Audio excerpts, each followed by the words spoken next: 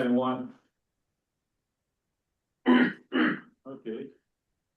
Welcome everyone, call to order, North Middlesex Council of Governments, Wednesday, January 21st, 2026, at 7 o'clock. And we'll do a roll call to start this meeting off. Now, Mary's not here, so I'll take over the responsibility. So start with Christopher Trevo. Here. Okay, Pat. Here. John. Here. Doug. Online. Yep, thank you. Phil. Here. Jerry. Here. Chuck. Here. Joan. Here. Wade? I'm here. Jonathan. Here. See Ron. Here. Kimberly. Here. Let me see, and Joni. Here. Did I miss anybody? Great. Perfect score. Okay. We go to the meeting minutes from NMCOG council meeting December 17, 2025. Any corrections, changes? Need a motion to approve it? To the minutes of December 17th. So moved. Have a Moved second? by Chuck. Yeah. Have a second? Oh, second. Okay, Chris second. Chris. Roll call, Chris? Yay. Yeah. Okay. Pat? Yes. Let's see, John, Aye. Bill, Yes. Jerry, Aye. Chuck, Aye. Joan, Aye. see, Jonathan, Aye. Ron, Aye. Kimberly, Aye. and Joni. Aye. Okay, motion And passes. We Tim have, Savage has Oh. entered the meeting. okay, let's see, thank you. Oh, Tim right here, okay. Welcome, Tim. Hi, guys. Okay, move to financial report and warrant. Sarah? Thank you. Yep. All right, let's see, for the warrant detail, we have for January 21st, 2026, we have a total of $187,168.53. Are there any questions or comments for me? Any questions at all, comments? No, I need a vote, so I'll do the roll call on that one. No, sorry, need a motion, thank you. Motion to approve. Have a second? By Jerry and seconded by Pat. Okay, Pat seconded, okay. Chris, Aye. Pat, Yes. John, Aye. see, Tim, Aye. thank you. Phil? Yes. Jerry, Aye. Chuck, Aye. Joan, Aye. see, Jonathan, Aye. Ron, Aye. Kimberly, Aye. and Joni. Aye. Thank you. So motion passes. Anything else on that, Sarah? No, Okay, pass around the signature page, that's all. okay, so we'll move it on to Massachusetts Integrated Land Use Strategy presentation. We have special guest Gert Gottner with us today, Assistant Secretary for Environmental Policy, the Massachusetts Executive Office of Energy and Environmental Affairs. He'll make the presentation about the, I think it's pronounced Milas project.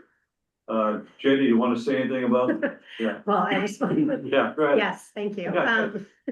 First of all, I want to just say back to the other agenda item, I will circulate the financial warrant as well as the presentation that Kurt is going to make and a handout that we have here in the room, but also know that you all participating remotely do not have access to this, but all of these materials will be circulated. I just want to say thank you to Kurt for being with us tonight in person. It's great to see him.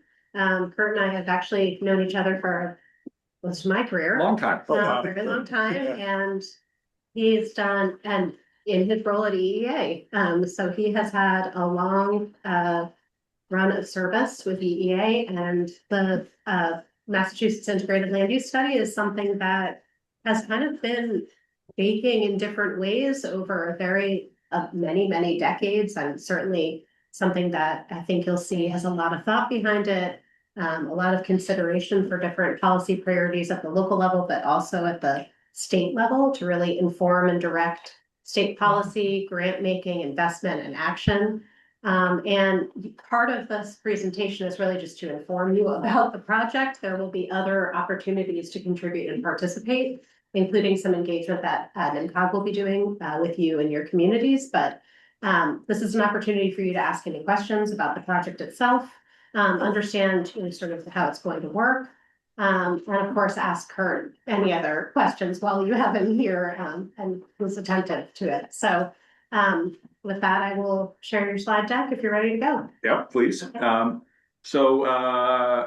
the opportunity. As Jenny just said, the idea this evening is to introduce the integrated land use strategy process to you, lay the framework now for a more detailed conversation to follow. We are intending a couple of other visits with the Council of Governments, one at sort of an open house stage, and later when we have a draft integrated land use strategy product to share with you. But for tonight, really trying to explain what we're up to, why we're doing it, and give you an opportunity to ask questions of me about what we're doing. As was mentioned already, we are working on something called an integrated land use strategy. The basic idea here is we are working at the state level to do the kind of advanced planning that we encourage regional planning agencies to do, say through a regional policy plan, and that we municipalities often do in the form of master planning, other types of long-range planning for future growth and development. And so this is a whole of government approach to advancing both conservation and development objectives that I'll speak to in a moment. And sort of another motivation for this is that while land use has improved over time, we are doing better in terms, say, of the amount of land consumed per new housing unit and various other measures of land use. We still continue to have the kinds of problems you can see on that slide there on the right in the images and listed there on the left. For example, we continue to develop in places that put homes and businesses at risk to more frequent and intense storms that come with climate change. We continue to have land uses dispersed in a way that leads to the kind of traffic and congestion you see on the top right-hand side there. And also, even though we are continuing to develop some farm and forest land, we continue to not produce enough housing to meet demand in the Commonwealth, particularly in eastern Massachusetts, but really statewide, we continue to have issues with land use. And part of the premise here is that if the state is doing its own proactive land use planning, we can do a better part, play a more important role in addressing some of those things that have long been an issue for land use planning and the growth and development in the Commonwealth. Next slide, please. And to put a finer point on this, we also consider this to be an opportunity, a chance where we're not only addressing those kinds of. The Yep, screen and the screens are different. There we go. There we go. We also view this as both a chance to address those sorts of problems, but also an opportunity to do things like produce a greater abundance of housing and to provide for greater equity in the types of growth and development that we are producing, as well as to conserve land and natural resources. And again, if we can go to the next slide to put an even finer point on this, the Commonwealth has a whole bunch of plans that it has produced. You'll see some of those in the next slide. And there are a lot of ambitious goals that have been set by state government.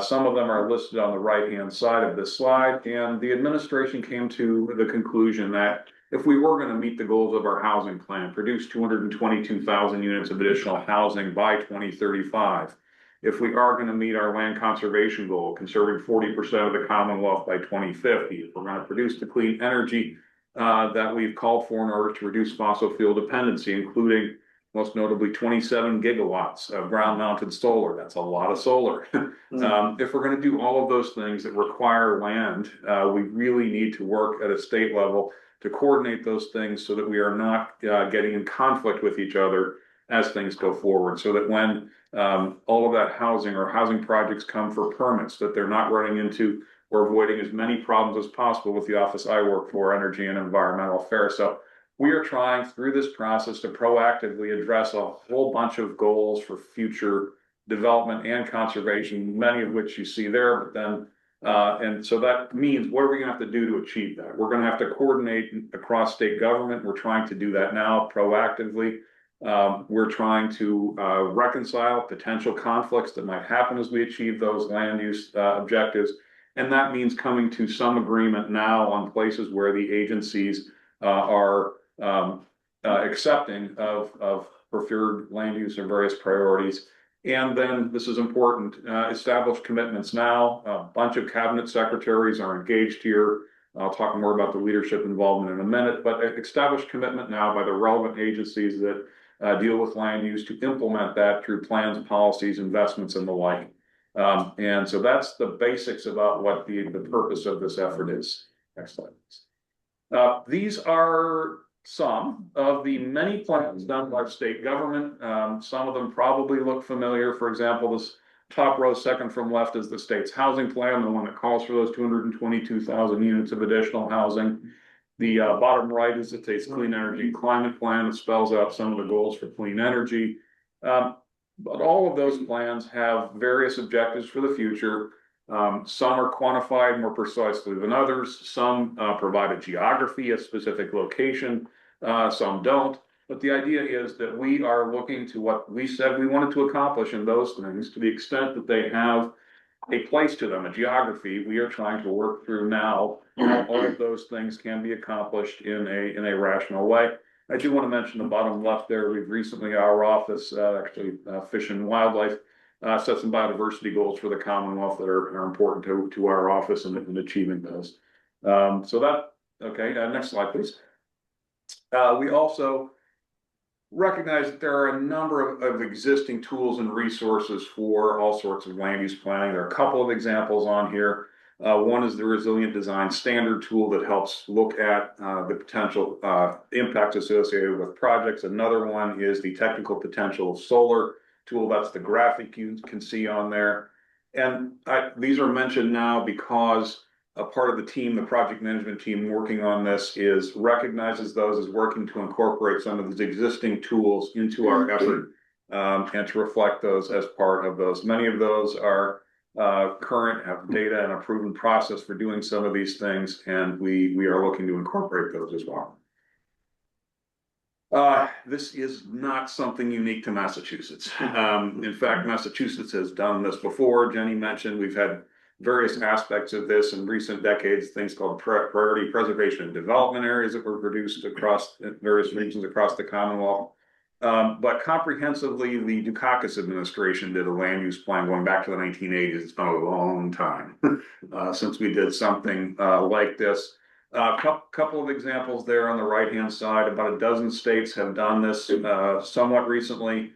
And I want to focus for the moment on the left-hand side there. That is something called the Locational Guide Map developed by the state of Connecticut. And I'm going to use that as my example to talk through a little bit of this.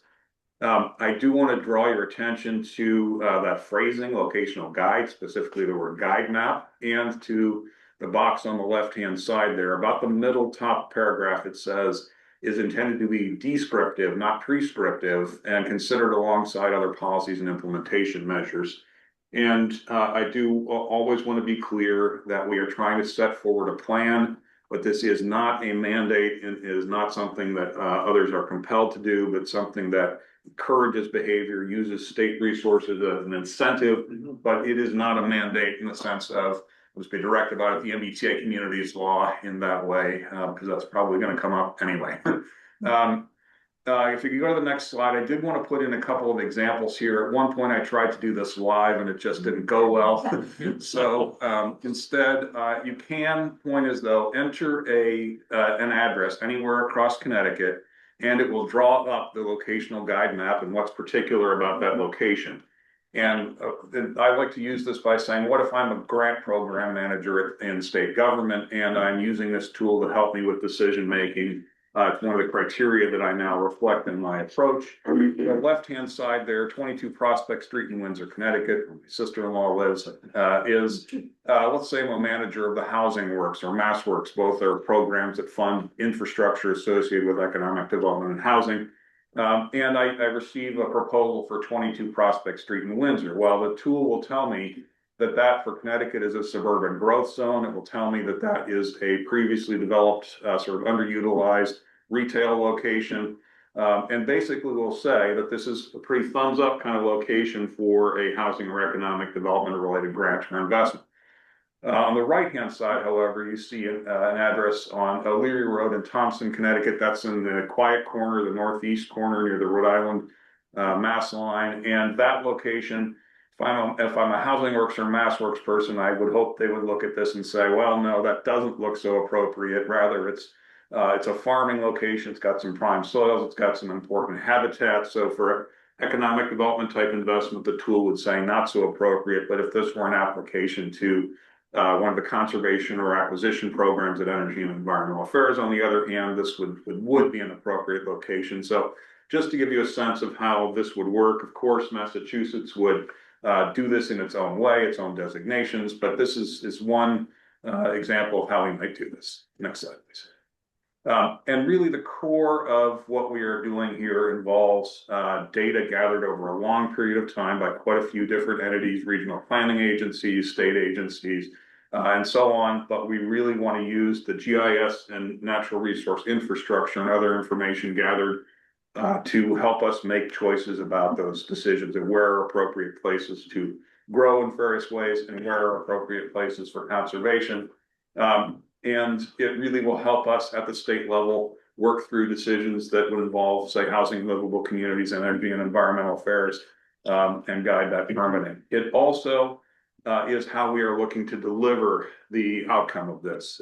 We do intend a GIS-based tool that all sorts of stakeholders can access, determine what the state's intended priorities are, where certain locations are preferred for one use or another, as well as to draw in all kinds of other information that were used to make those designations in the first place. If you're familiar with the state's Mass Mapper viewer, we intend many of the kinds of resources that are available through Mass Mapper to be, you can overlay the strategy on that and be able to make some interpretive decisions. Next slide, please. I do want to talk a little bit about how we're going about doing this. The next 3 or 4 slides are on the structure for this. And for this particular purpose, I would say senior leadership, yes, the governor, lieutenant governor, cabinet secretaries, that's what we mean by senior leadership in this context. They are all aware of, supportive of, have been involved in these efforts and are being updated appropriately as we go through the process. On a day-to-day basis, there is a project management team that I head for the administration, and that project management team is responsible overall for this. We are working through a steering committee, senior officials from 6 or 8 different cabinet agencies, transportation, MBTA, housing, economic development, administration and finance, and so on. All those agencies that are most important to state government and land related decision making are part of that steering committee. And we are assisted by a consulting team led by the Eastern Research Group, but also involving HRNA advisors, Horsley Witten Group, and Podziba Policy Mediation, helping us with this effort. And the way we have chosen to organize a lot of the sort of topical based decision making is in 4 working groups: economic development, housing, energy, and conservation. Those are, I'm going to come to another slide with a little bit more on what each of those groups are up to, but that's where we are talking about what would be sort of locational priorities for, say, conservation or avoidance of places that might be at risk, and where would be the appropriate places for housing construction. And then we're going to have an integration group that would basically, to the extent we're having trouble reconciling housing priorities with conservation priorities, that integration team that would be working to take priorities from each of the topical groups and integrate them. Because GIS and data is so important, we have a technical work group. That one actually is meeting more than any of the rest of them. They're a weekly meeting. And they are the ones helping us, each of the topical groups say what data is most important, where are we going to get it, how are we going to weight it, how are we going to make it appear in the viewer. There are all sorts of technical questions that group is helping us sort through. And then on the right-hand side, this gives you a sense of many of the other important considerations that are part of this. That, for example, transportation is part of the conversation in each of the work groups, equity and environmental justice, and climate and decarbonization. Those are themes that are part of the conversation for all of those work groups. And then finally, on the bottom left-hand side there, stakeholder engagement. And by stakeholders, that's covering a lot of ground. So municipalities, regional planning agencies, developers of all kinds. I'm going to talk more about that in a minute. That's the basic structure of what we're up to. Covered most of this. I think I covered all of it. The steering committee, I think I said a little bit about that, but that's where we're sort of, it meets monthly. It's providing us with sort of strategic direction. We're posing some of the critical questions to that group. And it's to that group where we would first take sort of, okay, that using that example again, housing and conservation are having trouble coming to agreement. The steering committee is where we would take that kind of a conversation at first blush. So next slide. This one is really intended to give you a little bit of a flavor for the kinds of things we are asking each of those work groups to tackle. So, for example, on the energy infrastructure working group, what are optimal locations to build or upgrade energy infrastructure, considering things like anticipated load growth, where we're going to need additional power, where that clean generation needs I mentioned before, well, how is that going to be incorporated into this? Of course, we want to consider environmental impacts. Speaking for the environmental agency, I really want to reduce the amount of farm and forest land lost to large-scale ground-mounted solar, but at the same time recognize we need to see that ground-mounted solar, that is. And so these are just really, there are many more questions we would be asking of these groups that would go into those topical decisions and priorities for land use. These are intended to give you a sense of what those are, and these slides will be with you to look at afterward. Next slide, please. Similarly, these are those sort of cross-cutting themes that I mentioned, and a little sense of what kind of questions might be asked in those categories. So for example, in the transportation category, what improvements could be implemented to facilitate growth, offer better accessibility, and provide clean options? Or in the case of decarbonization, how can land use and siting minimize greenhouse gas emissions? And that could come from the transportation sector, try to come from reduced consumption of forest land where we sequester a lot of carbon. But these themes would carry throughout the conversation and are important to what we're trying to accomplish. Next slide. This one I include as a means of really trying to give you a sense that we're iterating this. This is not a straightforward linear one to the end kind of a thing here, because of the important interactions between groups. The project management team is being really conscious of the effort to inform all of the working groups and to sort of go produce something, go back and check with people and iterate again and again. And that's part of what's intended here by this graphic, which again, you will have with you to sort of consider. And I'm going to talk a minute about focus groups, talk a little bit more about regional planning agencies and engagement. This really does speak a little bit more to how we're trying to address the draft product, how we're looking to engage with the Council of Governments and other entities to produce this. And I think I will leave that one. Use cases. We developed a pretty long list of what we call use cases. What we're trying to do is to figure out and then plan in advance for who do we expect to be applying this tool, who is it important to, and how do we expect them to engage with this? How are they going to use it? And an example I've already used in this is state agency program managers, those who manage, say, funding programs. And what we're hoping that they will do is to evaluate grant proposals and investments through programs like you see there, with the expected outcome that over time investments will better align with this. Another example would be regional planning entities, such as the Council of Governments, second from the bottom there. So metropolitan planning organizations, transit groups throughout the regions, the MWRA is an example of a water district. So we know that those kinds of organizations, will also we want them to be aware of the tool, want them to use it. And those types of organizations make decisions about how to extend their infrastructure, who to serve, that we are hoping will be informed by this as well. So this is a 6 or 7 of a list of maybe 30 different types of users. We wanted to give you a sense of what we meant by that.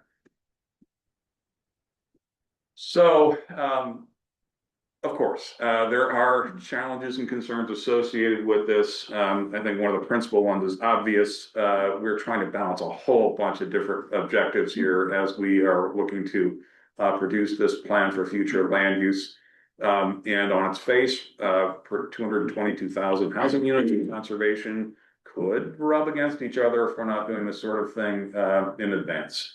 And there's the first one I think also speaks to a little bit to there's a whole bunch of different types of data here that come in different forms. They all need to be reconciled in a rational way.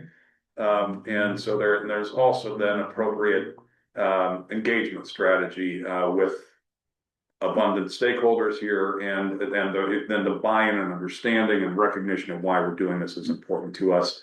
How are we addressing those concerns? We are trying, first of all, to utilize the data in a rational, explainable way, talk about how we came to these conclusions, and really do a sufficient engagement. That's part of why I'm here tonight, is we really want folks that are representing municipalities on councils and commissions to know what we're up to provide input. And we're going to visit with you folks again a couple more times over the course of this process in an effort to ensure that you understand what we're up to and to provide us your thoughts and feedback on this. Next slide, please.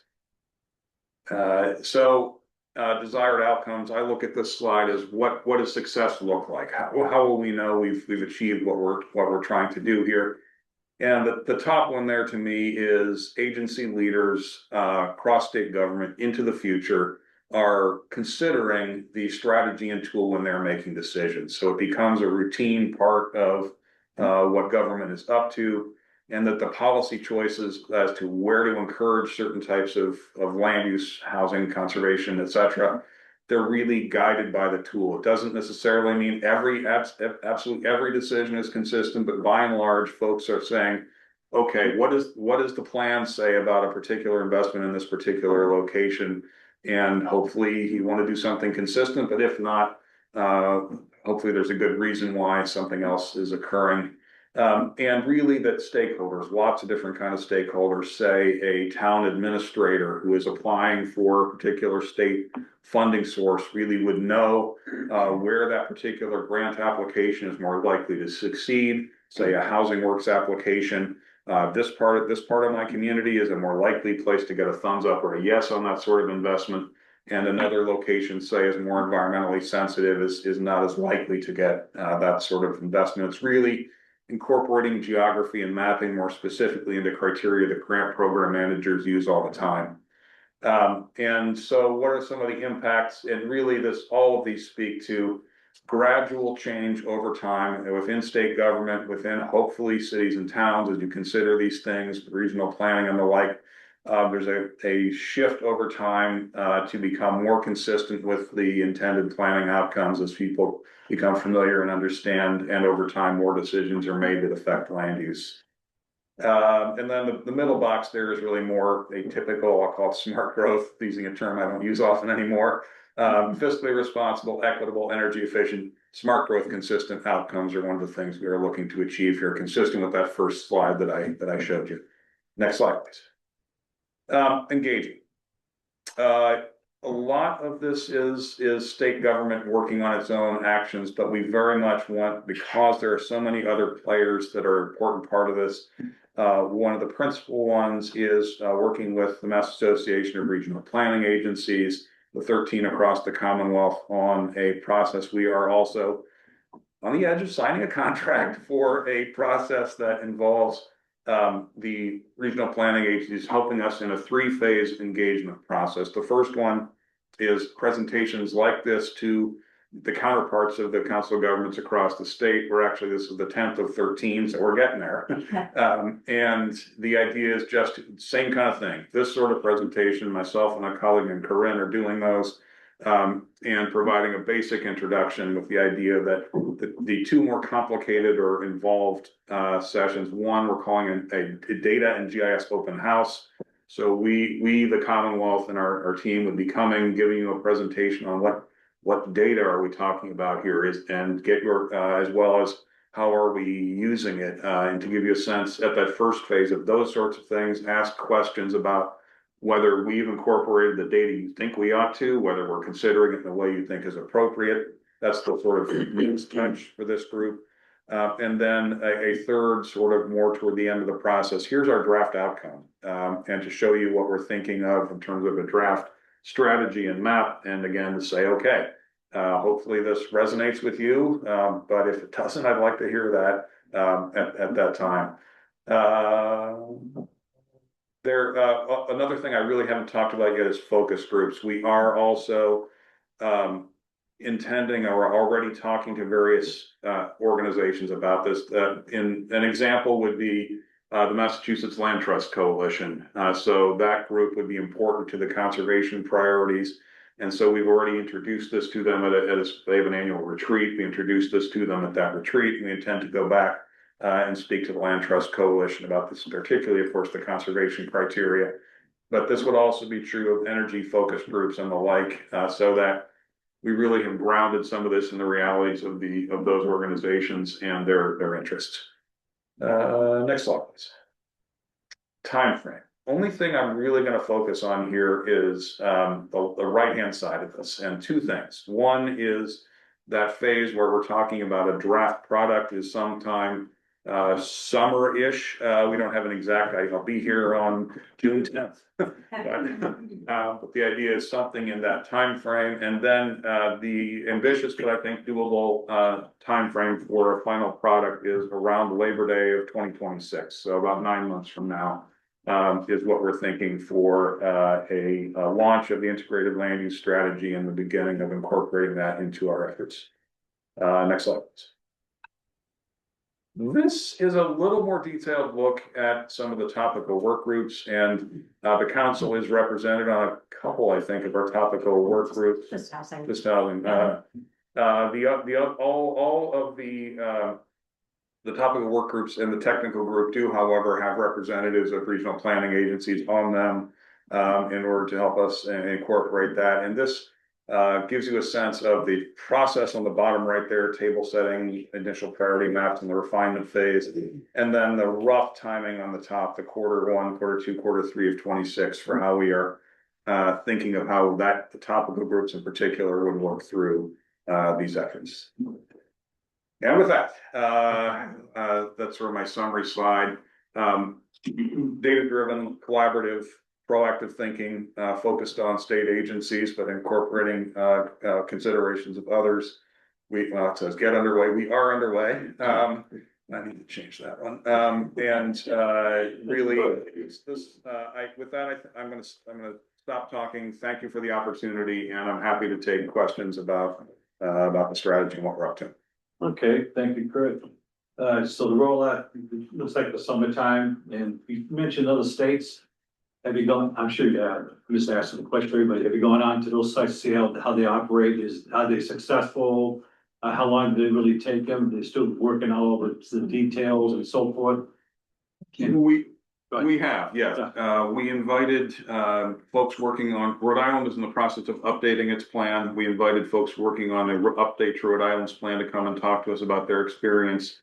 And then the state's GIS director, his name is Cy Smith, is the former GIS director for the state of Oregon, and he brought colleagues with him from the state of Oregon that has done some proactive land use planning to talk about how Oregon has a super impressive, really sophisticated approach to things. They have a structure, a framework for land use planning that's kind of foreign to how Massachusetts approaches things.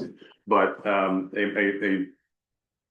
I'm just gonna leave it at that. But the bottom line is, yes, we have talked to several other states, and we've researched those we have not talked to. So I think it's great to have it fall in the laps of the regional planning agencies. That's where you get more for the buck.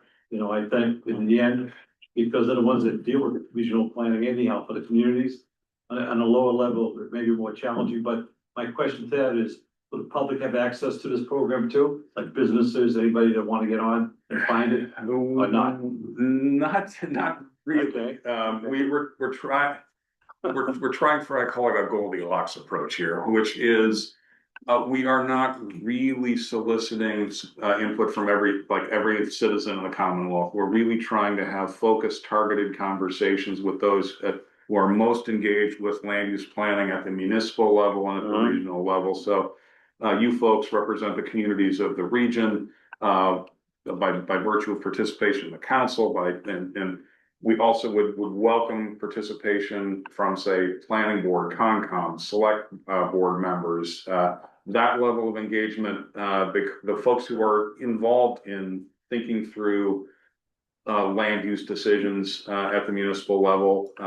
So when we come back for an open house, April-ish, maybe, then we would intend to have invite that level of local official to the conversation, but we're not intending, we're trying not to get super bogged down in a public comment process with everyone. I kind of meant that. Subject matter experts type thing. Yes. Yeah, that's, you just wanna get with the people that actually have to deal with the problem and, yeah.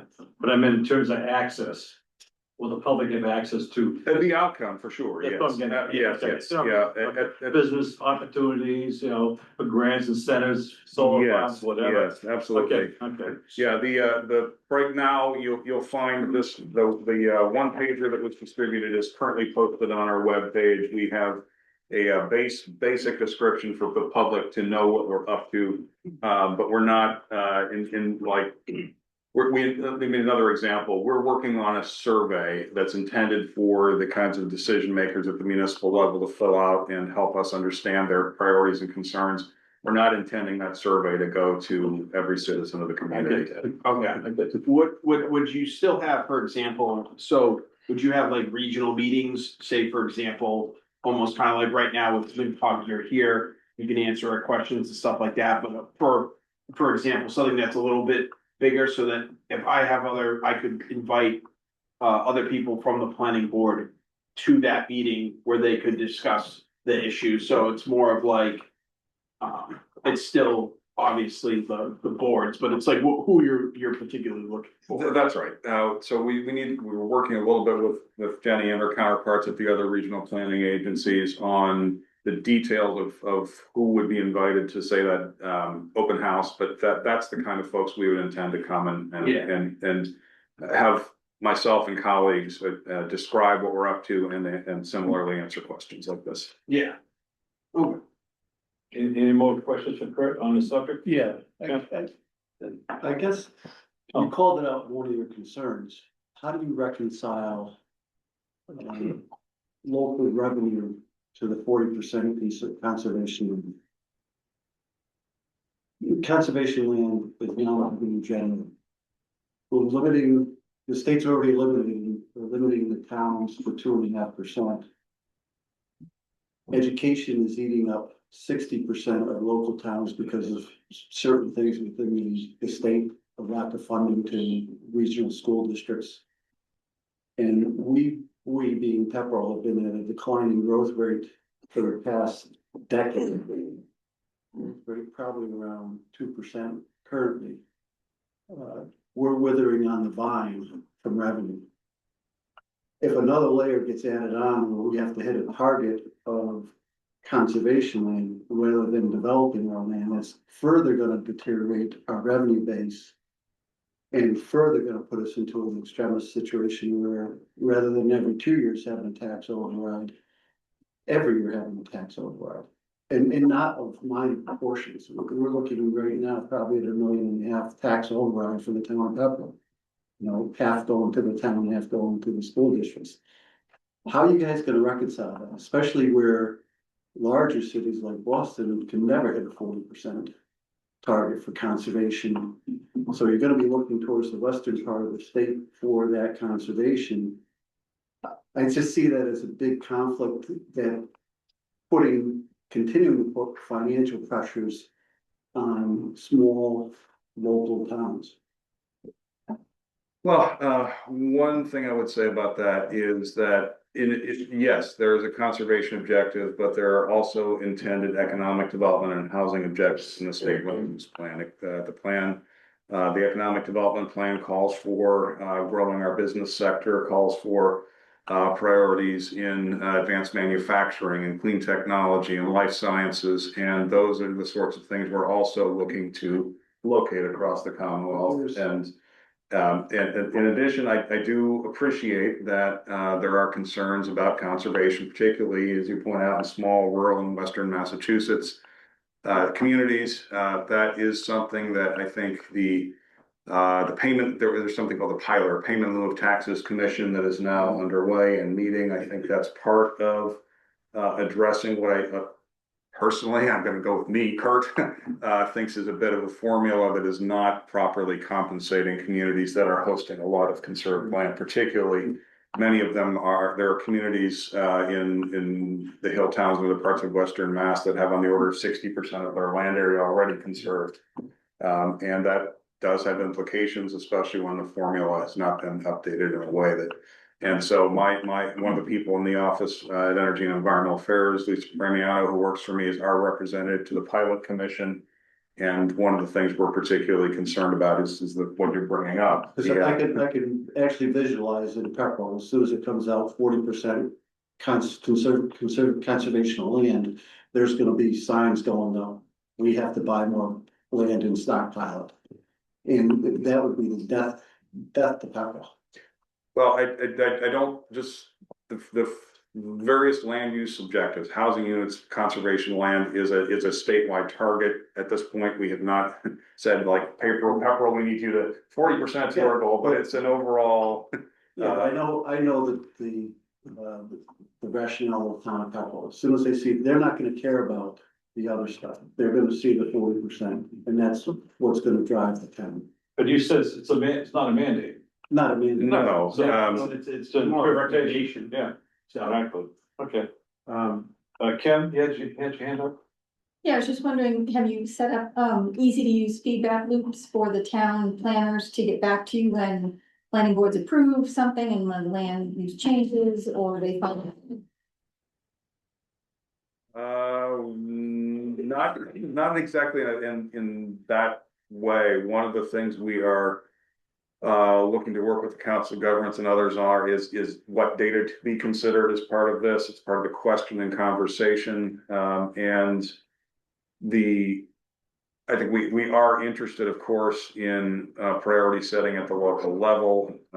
Many of the regional planning commissions, agencies have done proactive planning, the sort of thing we want to consider as we do this. And as well, it's harder with 351 cities and towns, but we are interested in local established priorities as well. But not just priorities, I mean, like, as a planning board, I'm thinking like in Tingsboro, we had a golf course and then we approved land use change and you ended up with, 100 individual single-family homes on it. Like, would that be updated in your mapping somehow? What kind of feedback, how does that feedback work? So do we want to track progress toward the goals, toward the outcome? Yes, we do. And some of that we are working now. Now I appreciate where you're going. One of the things we are working to do now is improve how we track development, tracking of building permits, informing us what is happening across the landscape on the development side, and we're also improving our tracking on the conservation side. We just today signed a contract with the Massachusetts Land Trust Coalition to help us work with municipalities and land trusts to better track when a community conserves a piece of land so that we know where it is and we can reflect that in our planning. So we are trying to do a better job of tracking both development and conservation. We're working on infrastructure, for example. One piece of data that we have not had historically is the geographic extent of water and sewer infrastructure and capacity.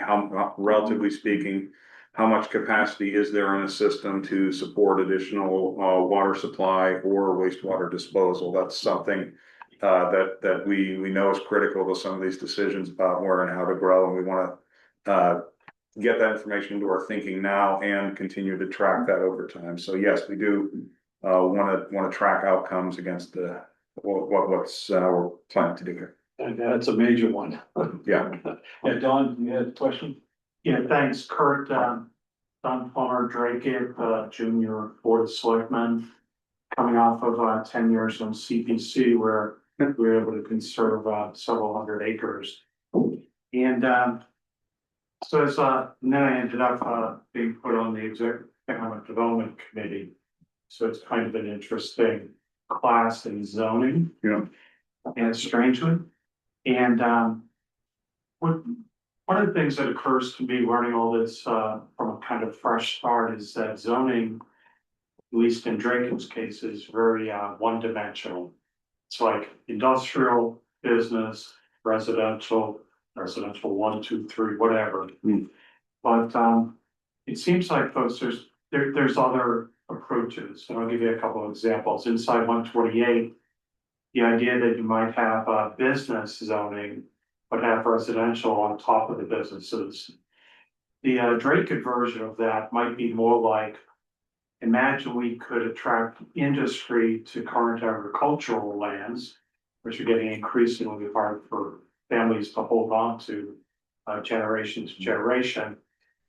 But the idea would be what I call large setback industrial development. So long driveway goes into maybe a data center, battery storage or whatever, or a manufacturing plant. But driving by on the road, the only thing you'd really see is the sign, and they'd be required to maintain like, I don't know, 100-foot or 100-yard frontage of agricultural space that might be managed as woods, hay fields, or truck farm. And so that's the idea of kind of blending zones, if that makes sense, to help keep the look and feel of the community while also being able to do economic development. Does that make sense? But the point is, it's not binary. It's not industry or conservation space. No, very, very much in favor of mixed use sorts of development in a more classic setting, say a downtown with retail, restaurants, et cetera, first floor and above. But in your example, circumstance where you're trying for a combination of appropriately sited industrial growth that hopefully would look at what farmland is the most important for soils and active ag, and put the industrial types of uses in the places that are least suitable for farming. I think there are ways to creatively do that sort of thing. Yes, and one other scenario that I think will be helpful here is to think to some degree about conservation and housing as blended together as well. Yeah, I went to school in Oregon and lived in Seattle for a couple of years. And when they talk about green space development out there, it's all wrapped around single family housing and multi-family housing. And they do a much better job of implementing green space, in my opinion, in the Pacific Northwest. We get our zoning challenges in the Northeast for sure. So that would be my input, is if we could think in terms of multidimensional, more complex zoning than just I3. Yes, so come at this from a land. I think of myself as a land use planner. I'm working on lots of other policy issues now, but my background really is in planning. The original time when I came into state government was to work on an executive order of Governor Wells had to do with planning ahead for growth, and so that really is sort of the little thread that trails throughout my time in government. And so I do appreciate it. Zoning can really be enhanced in ways that combine uses and reduce the amount of land consumption per unit through zoning. And there's a whole bunch of different ways that zoning can do more than R1, R2, industrial, and so on. Thank you. Any more questions for Trent? Yeah. So I do applaud all of the work that's being done. I think it's fabulous that there's a state level planning for land use. And I can understand wanting to talk with essentially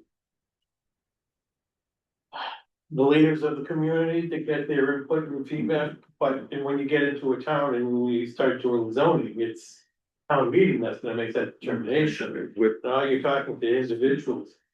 So I'm just wondering if there's a way of essentially working with the community, either a carrot or a stick, to say, hey, let's get the stuff to work and let's all see the big picture. Because I know Drake very much will be, how come we're not in the conserved more land block rather than more housing blocks? Because we don't want more housing, we want to conserve more land. but we're really not in an area that's what we should be doing. Yeah, the MBTA stick didn't work very well. Well, it has not worked yet. I knew it would come up. But if the right moment. Well, that's- So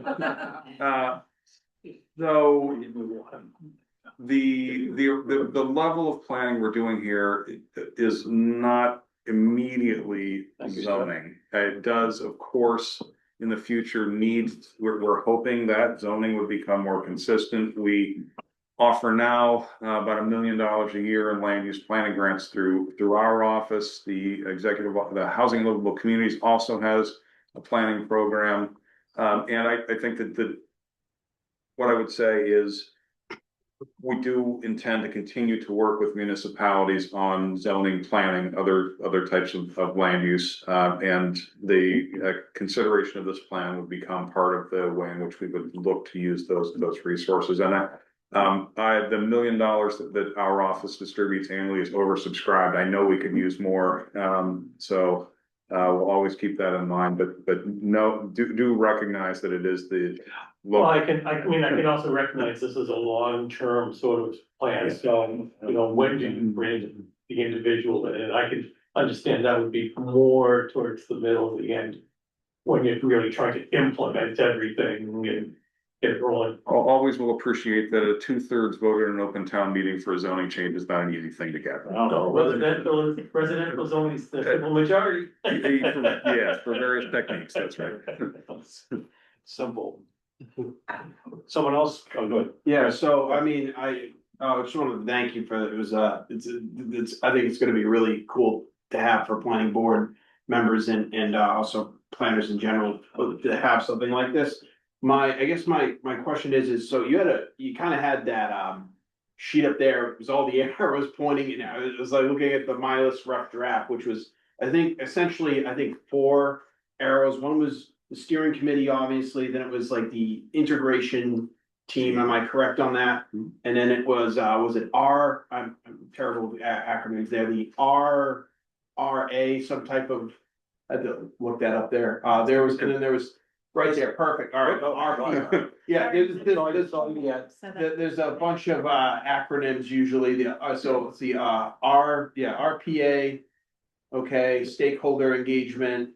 So you have 4 kind of things going into MILA. So I'm seeing the steering committee twice in the draft in the final. So is the steering committee like the real people kind of in charge of it, and then the project management team's kind of like, how is this kind of rated out here? Is this like, is stakeholder engagement like 10%, or is it 20? What Yeah, are these? I wouldn't assume boxes are like representative of level of like input. I'm just trying to figure out like who's like, Too complex. yeah. Well, no, there's 4. It looks like there's 4 overall things that go into the RPA, municipality engagement, stakeholder engagement, which is I think us, and then steering committee and project management team. Now, obviously, that's broken up into even more subsections, so it's kind of like I get what you were trying to do there, but I was just trying to see like, is the steering committee gonna have like a really high influence on this because it's like twice?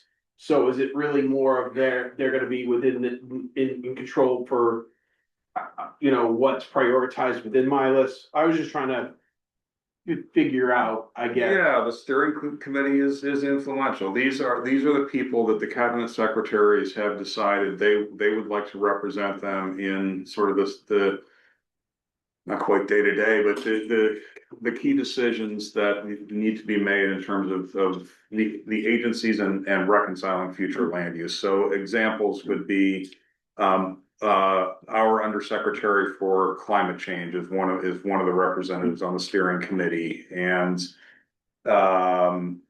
Amy Stitley, who's an undersecretary at housing, has been the representative in housing. So these are not quite they're one level down from a cabinet secretary for the most part, folks engaged in helping us think through these kinds of decisions. Yeah, no, I know you guys are doing essentially a lot, and I think you could tell by the room when people are like, because that's well, not contradiction, but like especially with environmental policy, sometimes yes, you're looking at economic growth, but you wanna concentrate it.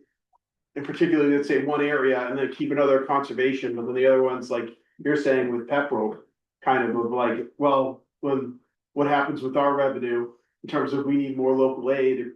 Something's gonna concentrate or in people that are, well, why can't other places do economic growth or do housing and just trying to. What is it, that whole contradiction, I guess, of going back and forth, but it just looks like, I know that you're not really looking to solve it, you're just here to give us a tool, basically, to kind of, for us to try to figure that stuff out in our own communities, you know what I mean? Cause we're gonna be the ones making the decisions, whether it's on zoning, we have to be the figureheads, right? Like, if we're selling a zoning change that you think's that's good for overall the state or in our community, we're the ones that have to sell it to. Whether it's town meeting members or a project that you think's good for the overalls, we're the ones selling it. So these tools can be, I think, very helpful in just being like, hey, this is actually good, at least for our community. This is what we have for conservation. This is what we have for economic development. This aligns. We can at least use it as a tool. So I really appreciate the work that you guys are doing. Well, one of the slides there spoke to challenges and just the sheer number of different parties who have different interests in future conservation development is one of the really core concerns, core things that we need to work through here is trying to address all of them. And so I think you're speaking to that Yeah, challenge. and I understand why you guys want to focus on like subject matter experts and not get into the weeds of it, because then it's just like you have a million different opinions and it's like, all right, which what's actually, you know. My premise here is that those folks, the members of those boards and commissions, the professional staff, if there's a professional planner, those sorts of folks. My premise is those folks do have a reasonable understanding of where their community is, what they're likely to hear if they go to a town meeting about a certain proposal, and will bring those kinds of things to the conversation. So that is the premise. Yeah, okay, we'll take one last question. Anybody in Zoom have a question for Kurt? Okay, I would then just say, thank you. I appreciate the time tonight. thank you. Your engagement. in the Ambitious future. project, Yeah. sure. Yeah, just keep us updated. There will be more meetings, so have other opportunities to engage with the actual. Thank you. I'm the ballot. We Have a do. safe drive back to lunch Thank you. now. Yeah, no problem. Thank you. Lovely, Kurt. Okay, let's move on to, let me see. Number 5, NMCOG's 2025 Greater Low Annual Housing Summit, Homelessness to Hopefulness Discussion and Next Steps. Jenny?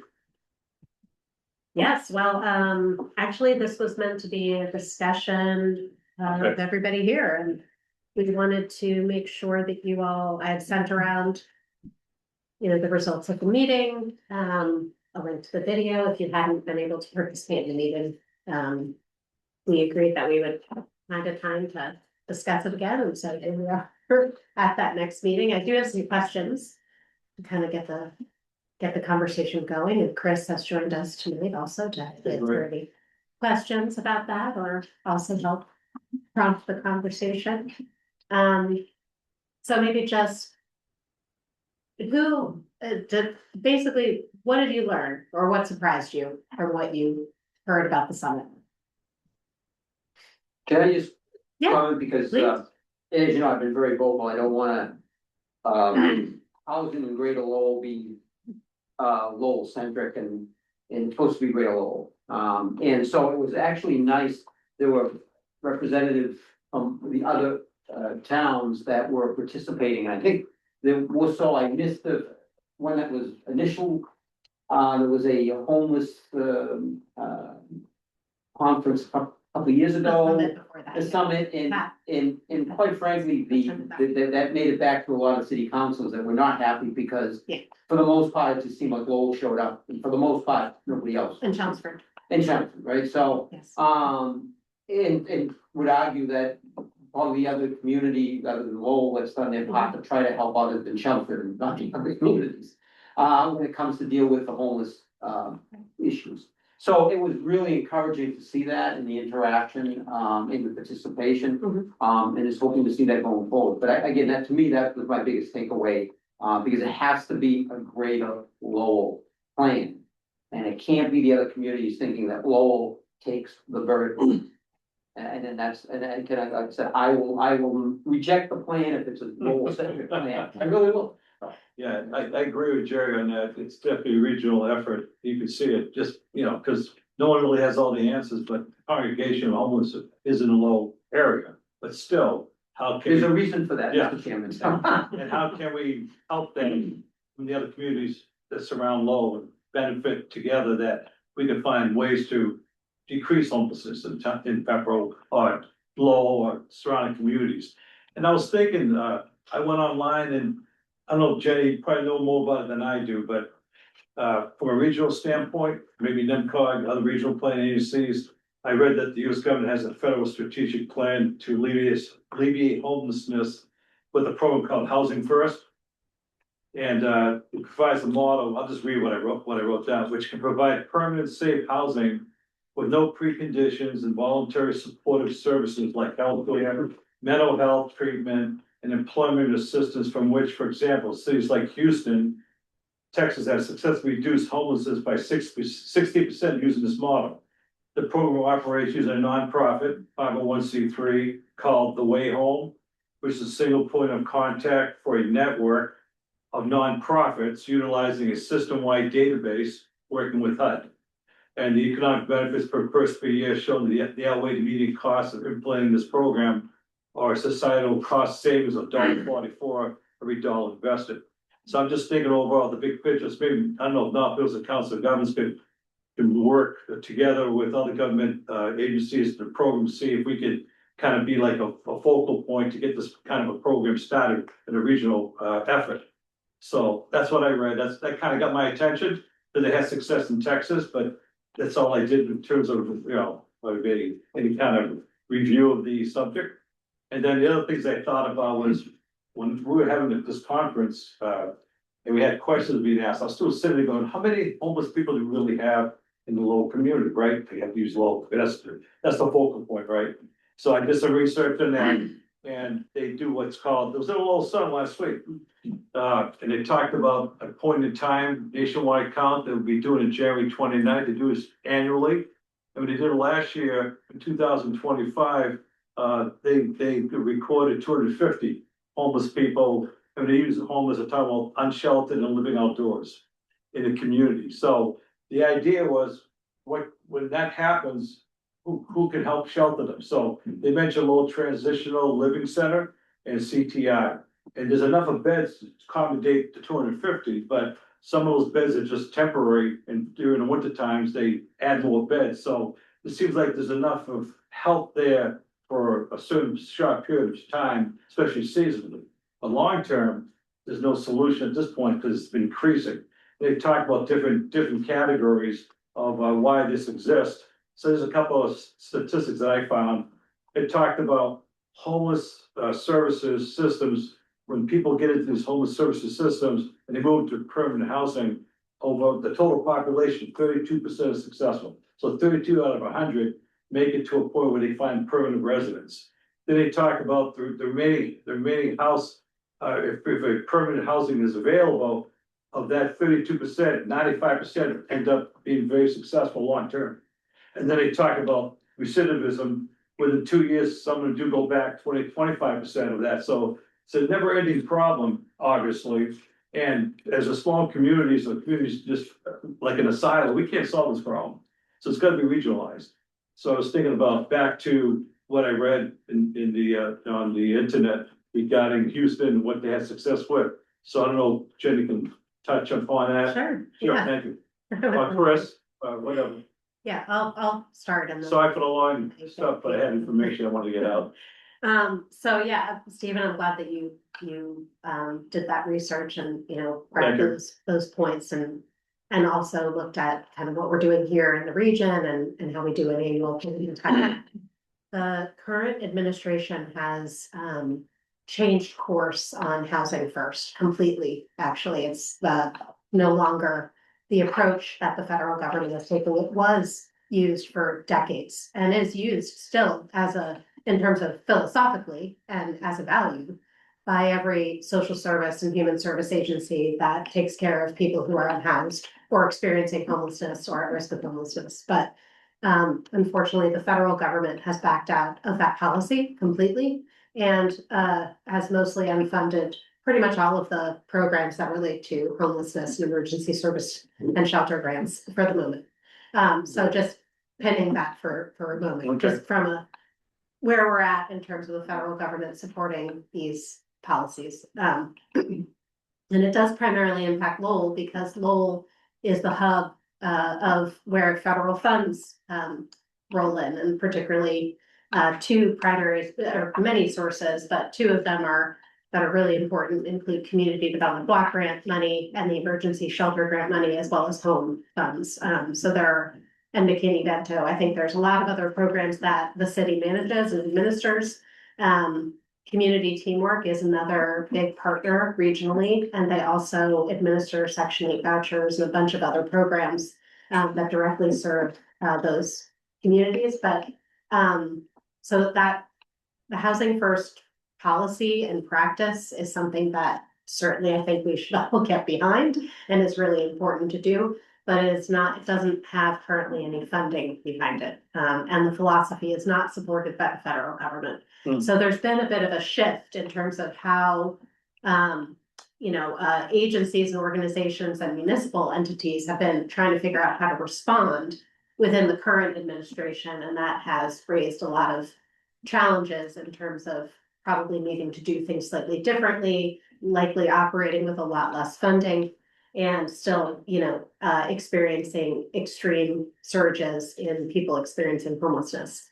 The At Home and Greater Lowell report that was endorsed by the council recently actually includes a whole section about people experiencing homelessness and cost burdens, which is part of the issue. So it's like you're counting people who are experiencing homelessness, which is important, but it is people who are outdoors. And it's also not capturing necessarily families. It's not also capturing people who might be unhoused but living in the car, or people who are living in other kind of temporary situations. So there's a lot that is not counted in that count. The other thing is that just people who are continually at risk of experiencing homelessness or some sort of housing instability. So what with At Home and Greater Lowell actually is what we're trying to do is be a little bit more expansive about that. And to help you all to understand kind of the dynamic in your own community as well as of course the region. And yeah, we absolutely agree that the approach should be regional and not just based on one community, and that everybody shares in the solution, which is not just increased social or human service contributions or direct services, but also creating housing, because that's ultimately what should come first. Please. Actually, the women from the House of Hope that were sitting at our table, it's actually very interesting too, because they mentioned that many times when they come to them, a family comes to them. Yeah. They've actually exhausted living at relatives, going from relatives. That's happening in your community, living it with relatives. And living out of their cars. And at that point, they've exhausted everything, and then they're going to the agencies for help. And then the House of Hope, as they said, they have 5 homes, and somebody asked, I brought up the subject, and you just Lowell, and they looked down at the table, and all 5 homes were in Lowell. But it's people from out of the area that have exhausted, and there is no housing in their communities.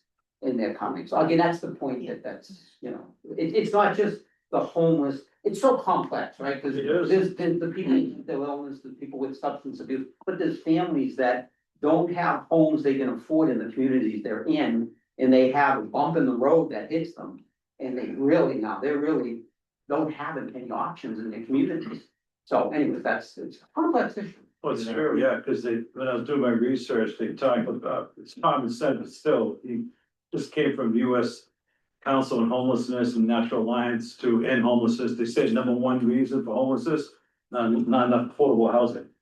I mean, of course, The next, number two was stagnant wages and poverty. That's the second reason for homelessness.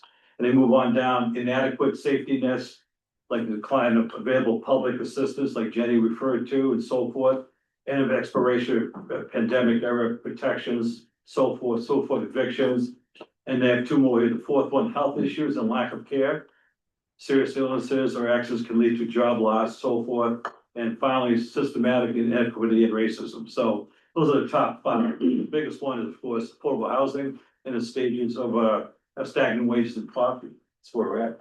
So. And like you said. Just before we. Yeah, sure. But one more clarifying piece is that Chris has, in the chapter, which we handed, there are some books on the table. There is a section about key findings and cost burden and homelessness. And we provided these data to also have a picture of what's happening in the region, so maybe you want to just briefly give a little thumbnail of that. Yes, I'll try to be brief. Yeah. I have a few things. One is, with the key findings, one thing that we did look at was also the historic, point in time counts over the last, since 2007. And so, total sheltered and unsheltered, Thank you. homeless, unhoused folks. In 2007 was at 400. The latest data we had in 2024, which was also about 250 unsheltered, and I think it was about 200 in 2024, and then that goes up to almost 1,600 people. So we have seen a steady increase in that number. And one thing that is a strategy and something that actually Jen and NMCOG is working on and forming a working group on, being a data dashboard. That way, that information on not only the number of sheltered and unsheltered homeless folks, but also things like number of shelter beds, number of permanent supportive housing is also available and live updated. Thinking about it, when we say that there's enough shelter beds, like those are cots that are put up in the kitchen of the shelter, so we really want to track that and really get a better understanding of how much availability actually is there. The other piece real quick is the housing first, and the funding. We kind of developed this before the federal government said, we're gonna cut off funding for everything. But that said, seasons change, and the state also is stepping up as much as it can. And well, the state did increase its amount with the housing, what was it called? The housing choice. Yeah. So, with that said, there is kind of a housing first system similar to what you described here, where for families, CTI, and for individuals, it's the middle-class shelter, SMOC, the low transition living center. But what we heard from those housing providers is that they may have the funds to build, and maybe they don't anymore, but at least at that point they did, the housing that people could go into and then get those services. They didn't have sites, they didn't have property.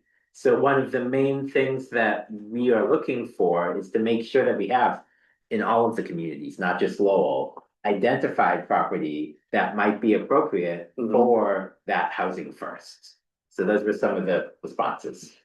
And I can cite names or whatever. Well, the THUD bill that's come out and recommended restore some of the funding. Yes, I saw. So it is a little bit, it's not as dire as it was about a month ago. And just to, Housing First has been around for decades. They know a lot about it. It works when there's services with it. It doesn't work when there aren't services. And I've seen Massachusetts do several programs that don't. But if you're really interested in where homelessness and how it is common, the systematic ways that we have driven ourselves into this. There's a great book that just came out called Homelessness is a Housing Problem. And I think one of the most fascinating things is if you had to guess what of the 50 states has the least amount of homelessness, I don't know that anyone here would guess correctly because I know I didn't. And that state is Mississippi. And you might say, wow, why does Mississippi have the lowest amount of homelessness? Because it has the lowest amount of housing prices. So the number one reason people are homeless, they can't afford housing. It's all the other things you said. Yeah. But that's the That's number number one one. reason. Yeah, I You agree. can't afford the housing. Yeah. Mississippi, the housing prices are so low, you can fall several rungs before you fall off the ladder. Mhm. Here, you fall off the ladder pretty quick. Yeah, Especially So Massachusetts. that's really what it comes down to. yeah, But this is a really great book if you really wanna understand the housing and homelessness issues. Yeah. There aren't a lot of ways to solve it other than we need more housing choice vouchers. And we're not getting them. yeah, that's, so that was, I mean, that was brought up in the thing of just saying, is that the nonprofits needed more housing choice vouchers, they needed more funding. There And I is think- no county in the United States where you can make minimum wage and afford housing now. It's. Even in I work a lot in Vermont, New Hampshire, the really high parts, you still can't afford to live there. So it's really hard, and you're going to see an increase in homelessness if this administration is able to continue with some of their policies. And I'm not sure we as a people want to see that. So it's hard. There's a joke of a guy going like, yeah, I have a job, but I also sell drugs on the side, cause they can't, literally people can't afford the housing. They're like, oh, well, honest, like, but, yeah, I mean, it's just, I think it sounds maybe counterintuitive, cause the state's always going towards affordability, but I think we do need more taxes that need to be implemented to actually fund, cause it looks like the federal government's like buy to the revenue, so it's either the state has to pick it up, or the local governments have to pick it up, and it seems like more if the state, so. Right, whether but it's a there's only real, one pie, so if you have to pick it up, the money has to come from somewhere. Yeah, they're And like- that's what everybody needs to do. yeah, there's a real estate, I don't know, like, it seems like the real estate transfer when the state legislature is kind of iffy on that, but that was a mechanism to fund at least some type of affordable housing, because there's no revenue for it, then you're not gonna solve the problem. That's the thing, like, all the affordable housing projects in Borica, like, looking at them, they were all funded through state and federal government. And since all those programs have dried up, we haven't had a lot of affordable housing unless we do those market rate projects, and those units are not, would say, affordable for someone who is, working full-time at a certain income level. Like, they're not affordable, on sometimes the affordable units are like, I'm barely getting, I'm getting by essentially, but there's also a significance of, and so this is kind of, I just thought of the housing voucher thing for me, but for me personally, when I think about this a lot, my own personal experience of dealing with it is, I'm fortunate enough, I do, and I won't shame myself with, I basically, I live with my parents and I give them rent money, because the reality is that I'm able to save up money, have savings, because the reality is that, I'm paying close to, it's $55,000 in student, loan, so that's about a $730 payment a month on that. And that's, if I do that over the course of 10 years, if I had to just move out, I would have to readjust that plan, and they're changing that all the time, so that I might have, instead of paying it off in 10 years, it had to be 20 or 30 just to be able to afford the housing here. And then I would also probably be quitting any of this to get a second job, a part-time job, just to be able to kind of like get by and have some type of savings. So I'd be probably working around 80 hours a week just to be like, oh, I have a place to sleep and I have a place to eat in Massachusetts. And that's just the reality of it. For so many people. So I guess that privilege of being able to actually have, like, the home there and being able to pay that portion, like, just of rent to my parents it helps me, get on that feet there, but many people don't have that option. They don't. And they're the people out there that are struggling just to get by in the state. And I think just to bring to the point with in Mississippi, they have, it's like trailer parks, right?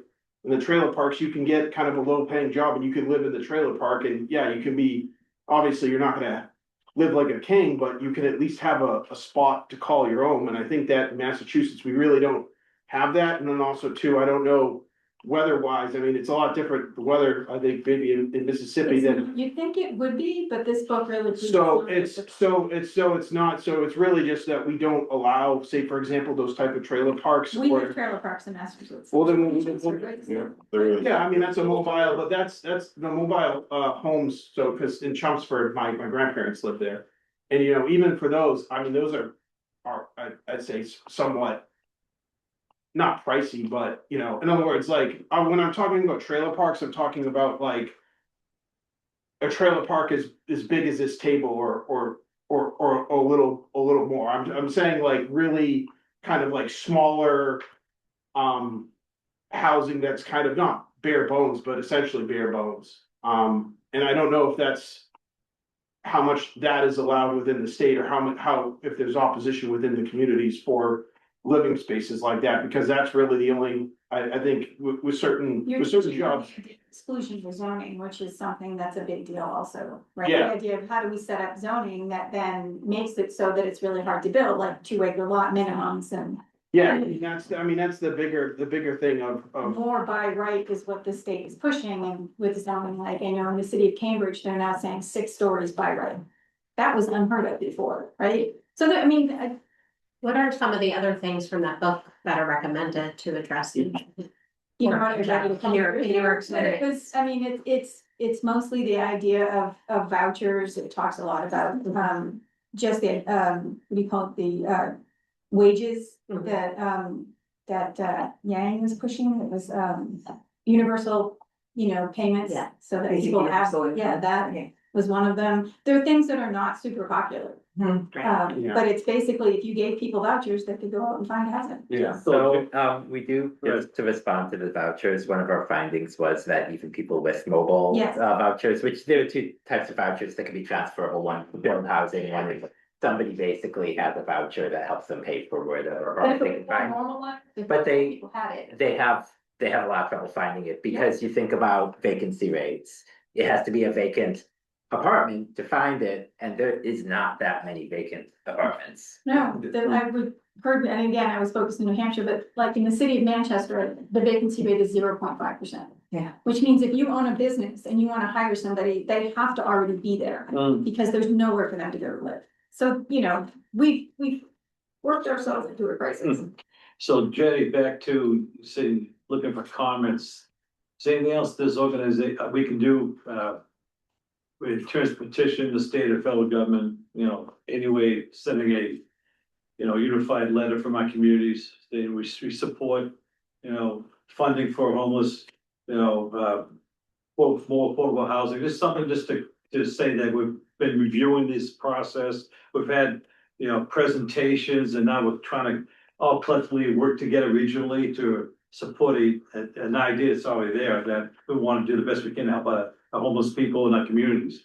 I'm just trying to figure out. Yeah, so the question that I was asking was, what did you learn? What's surprised you? So we've definitely successfully covered that one. Yeah. Well, I may have. Yeah, oh, please. Additional Go. one. Go ahead. So during the panel discussion, and then certainly when it came back to the table, there's one thing that struck me is, the symbiosis between housing and economic development.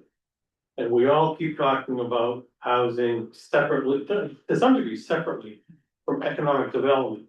And if we're trying to, in a community like Drake, sell housing, we'll never do it. But if we start talking about economic development, well, gee, everybody wants to get onto that one. Hey, and by the way, economic development means we need housing too. And so it's kind of a way of, I think, packaging everything together and selling it. Where the community starts to understand that, hey, if we wanna grow jobs and grow our tax base, we're gonna need housing too, and we need to plan for it properly. And how do you define housing? That's the key. Well, it's like stigma. Well, around housing is affordable. So, and again, that gets into, okay, where in the homeless range are you looking at? Are you looking for people who are in tents and, out on essentially walking the streets, or are you are you concerned about, 5%. hey, these people hit that road, that little bump in the road, and they're ready to lose their house? Mhm. I think it might be, to some degree, easier to help those people who are already in the house from falling down further than trying to find those who have fallen to the very rock bottom and then trying to bring them up to the people who have housing. Yeah, like accessory dwelling units is kind of an attempt, and one way to do that too, make it more affordable, right? And parents, you talk about living with your parents, you know? Yeah. Same thing, you know, there's an ADU, you stay there and help out work, I mean, and how about working together financially? Yeah, I mean, I would, it's sort of like my parents' property, I mean, I don't know if it would be. It'd have the right for the ADU, but ADUs are used, but I think the ADU in Borrecto was put in, I think it was 450,000 to build it. That was for It's a lot. That's all, yeah, I mean, still, I mean, you could, but, you know, and that's why a lot of people I know that if they're buying houses, they're buying them up in New Hampshire. Because, Oh, yeah. and they're just taking that long commute because they're like, I can't find anything. I'm moving down south. Yeah, or down south, that's the other thing, cause like in Pennsylvania, I mean, so I guess it's just. Trying to, in all life, you're really just trying to match the opportunity with the cost of living, you know what I mean? Some people are like, oh, I took $100,000 job down in Pennsylvania, they live like kings. I've seen their houses, you know what I mean? But you get $100,000 job here, and it's like, all right, well, you know, you can, depending on where you are. So what So proactive let me ask action a can we quick take? Other Go ahead. question, Yeah, go so ahead. who else do you think should see, the information that we've shared with you? This was a good conversation and gets a lot of thoughts going, and clearly, Our own have communities would like, probably should be different educated on, experiences. obviously, Kimberly? yeah. So Sorry. it came up at the table I was at, as somebody who's on my town's affordable housing Yeah. trust, is maybe the affordable housing trust should think about how do we educate Mhm. people? And I was just talking to the Go on. town planner today who said there's a group looking to come in and do a friendly 40B. And I don't know how many people in the town understand what a friendly 40B is, how it can be used, how it's not the end of the world, because you can put, I mean, I've seen 40Bs with up to 80, restrictions put on them sure. still, so you still have some control, you don't lose all of it. But I wonder, like, that idea of education, and letting people know that maybe housing choice is also a thing. Not everybody needs a single family home, some people might want a townhome or an apartment or a condo, and how do we educate people that those are not the end of the world? Yeah, that's a I long, think long-term not only approach. that, but educating the housing or the housing authority trusts, because I don't believe that those members know that there is a problem in this region. I can certainly say for Pepperell, I don't believe that the people on our housing trust, affordable housing trust, know that there is an issue. Hey, you're thinking like, I was thinking the same thing, Chuck. Because I was. no, because they're if you're on the affordable housing trust, you're on the conservation, and you're on the no growth side of the Pepperell, you can't serve both masters. Yeah, that's very true. I do agree with you there. And so if you have a limited people that are volunteering, the same people are volunteering, they're not seeing the need. We have 240Bs going on in Pepperell right now, and it's extremely difficult to go to those meetings and listen to the people in the town talk. There's just so much, in my opinion, so much naivety about what is really happening in the world and what's happening in Pepperell. We're just a small microcosm of that. Yeah, and for us, what's hard is, so we have, like, for example, affordable units come before the select board all the time. We have right of first refusal. We never buy, our town never buys them. Like, never does, so they just either go to. We have no money, so. Yeah, that's exactly, well, that's our thing too, and I think also too, I think there's reluctant, I mean, we could use the CPC maybe to get some units or whatever, but we're putting a certain amount, have to put a certain amount, I think, allocation to affordable housing within, and we can work with like Habitat or Humanity for some affordable housing, but that's like you said, it's been just. So it sounds like the Affordable Housing Trust, that would be a scatter shot. Are there other entities, other people who you think might want to hear this or should I be mean, included? yeah. Like, as Jerry said, it was great to see many other communities participating, but we want to see kind of the next part, which is what do you, how can you be part of the solution? So we talked about a lot of different things tonight. So what can you do to help carry this forward next? Because we can keep having presentations and Yeah, educate yeah. people, but what can you do? That's a tough subject, because education is great, it's long term, and, you know, we're looking for immediate solutions now, we can't get them. We don't have the funding available anyhow for additional, from the state or the federal government to help us with affordable housing projects for those that are homeless. So they talk about the medical side of it, the mental issue with that and everything else that makes it more complex. So there's not one silver bullet to solve the problem, there isn't. So, I mean, I don't know, education still comes to my mind, because I went to that presentation, my eyes opened up a lot more, and I did research on it. Of course, I'm, you know, involved with you, everybody here, but in the town too, so. But whether people really, do they really consider this important? I don't know, say, the public. You wanna get right down to it, you know, they have their lives, they're moving on, they're taking care of their kids, their families, all that stuff, but there's an individual in their family that has an issue, I'm sure they do. You know, I don't think anyone thinks about it unless it's like their own personal Yeah. issue, so it's like unless you ask someone. Hey, what are you gonna do when you're faced with homelessness? Where do you wanna go? Like, do you wanna stay in your community or do you wanna hike it, 50 miles that way because it's the closest place that, that could help you out, so I just putting it in people's laps, right? You get it, I feel like that's like how. You The can, the reason I'm asking the question to Yeah. all of you is because many of you are serving on boards, Yeah. as planning board members, select board members. A member of the city council joining us tonight, Belinda Duran. Great to see you. hi Belinda, Not quite yet our Hi, official everybody. designation, but Yeah. congratulations. Yeah.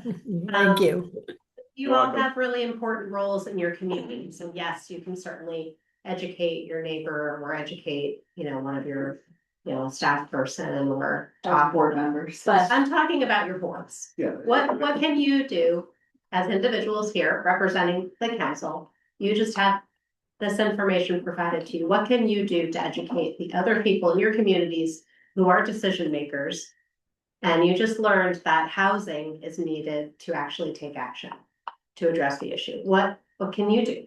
I mean, I guess two Chris, things. you've spoken a lot. Yeah, oh, Can I sorry, just- sorry, let me- no, let me yeah, hold that I no, You I. jump in, it's awesome. Yes. No, Don? I can go, I mean, there is, I have 4 colleagues on the board of selectmen, every one of them knows about the housing crisis in Massachusetts. One colleague talks about how his daughter had to move to central New Hampshire because she couldn't afford to live around here.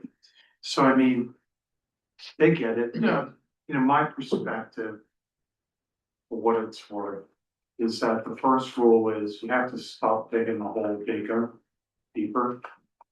And so I think back to my kids all because of Boy Scouts or whatever, went to the House of Hope or somewhere to serve meals and stuff during their youth, and up the ride home they would always say, Dad, how does this happen? And so there's an education process. I don't know how unique that was to me and my family, frankly.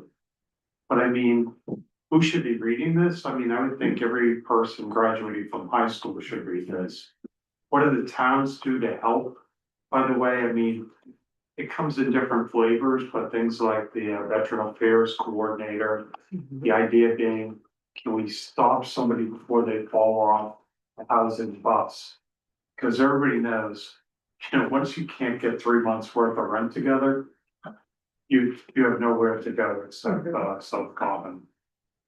So it's terrible, and there's no easy solution. And you can't just open up a campground with Airstream trailers, and think that people wouldn't move from all over New England to get one of the trailers. So, I mean, it's something that the response has to be nuanced and balanced to promote the right behavior. And obviously there's, a portion of the population which struggles with just getting through their day. So we're in the age old, how much of that is society's responsibility versus trying to encourage personal responsibility. And nobody, I don't think anyone at this table knows the answer to that. Now, you get nonprofits, obviously, all communities that help out, you have your food banks, you have your, the Lions Club, the Rotarians, all that, they do the best they can. But to solve a problem this size, it went back to affordable housing and the main issues that affect trying to find places for these individuals and the services to take care of them. Can I just add though, I think for the towns, this is what I'd like to see the town do. Is, because when I look at why there's so many opportunities, I look at what's coming up at the planning board, matter of fact, there's something that was just determined, it has to go to the city council, because now the city council's the permit granting authority, so Belinda, you're gonna be voting on the River's Edge housing development, the sixth phase. That'll be going to the city council, but we actually have North Common condos coming to us, or apartments coming to us. But the reason they're able to even do this is because of the zoning that we have in the city. So, when you look at the towns, and again, I go back to low colonial development. I think the towns really have to look at, and you talk about economic development, you look at your business zones, look at your centers. It's not saying change the character of your town, but look at that and say, that's where we can increase some density. That's where we can have mixed use zoning. That's where we can have storefronts on the first floor. We can have apartments on the second floor. What I'm finding is some of these communities are just not receptive to that whatsoever. And because the thought is, we're gonna change the character of the town. Well, no, you absolutely, I think all the communities have to realize you can actually increase, we have to talk about increasing housing. But how can you do it and still develop it in the same way? But just have a little bit more density in the centers of town, the business zones within your town to support the businesses that have workforce that can actually live near the businesses. And then as you go up with it, because I'm a big protector of the neighborhoods in the city of Lowell. But I'm also a big proponent of increasing the density and having critical mass in the downtown to support the businesses, right? But I wanna have a place where you can come out of the downtown, we're a gateway city, you can come here from another country. You can get housed with supportive services here. I was talking to somebody that lives in the town, happens to be Drake, and when they wanna do a project here in Lowell, and they said, well, the reason I wanna come here is to have the supportive services. Well, because your town doesn't want the supportive services, because they don't want the issues at the lake. So again, I think it really comes down to zoning again, but looking at how can you really look at your town and say, we don't want to change the character of the town, but how can we do this in a way that it's actually going to improve the town and still create some more housing? And again, that's the way I see it. I see Lowell in the same way, because I live in a neighborhood that's categorized as suburban single family. I want people to have that option and not have to leave Lowell, but they want to have a backyard. They want to have a barbecue and they want to have the picnic table back there. It's not a palatial estate. It's not a 2-acre estate, but you have that option, so. We have this bus route and drink it. But so I mean, so from a town perspective, yeah, you're gonna go back out maybe to even an acre when you get out there. But you gotta start looking at land use within the town, and even you're ignoring existing development patterns in certain areas of your communities. Where they are on smaller lots, but everything's a variance because your zoning requires an acre, but most of the houses have 10,000 square feet. So anyways, that'll be my input on that. I think you need to look at your communities. I know I'm a financer. I will tell you that you don't like multiple units in your communities. It's hard to even get comps for some communities because you don't want apartments. And so I think it's just, you have to be willing to look at that. And again, if more education, more agencies, more groups, more boards, they can touch more citizens in the community and people aren't as frightened of that thought. Because you can do it in a way that, we don't want to change the character of the town, and you don't have to.